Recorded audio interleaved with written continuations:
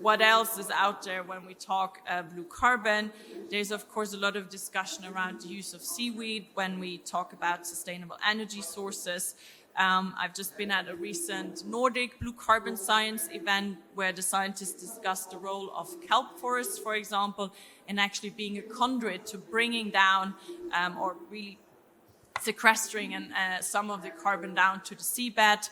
And I think that is still some very interesting discussions to have, how that can be incentivized through various mechanisms. And then I think a last point, because I'm sure the question will come, is around whale and fish carbon. I think that to me is certainly something that is very difficult in terms of the carbon accounting per se, as we know it under this convention. But it shows that there is this clear need for a healthy ocean in terms of having a healthy carbon cycle. So I think, again, that's another reason why we really need to also see how we manage the ocean, not just in terms of counting carbon, but actually in its generality or the comprehensive role and services they provide.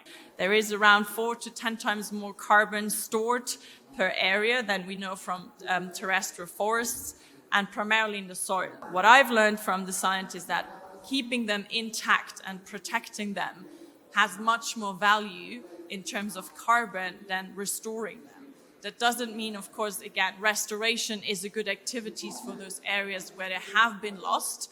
But again, I think in terms of the coastal areas, the priority is really to ensure that what we have remains intact.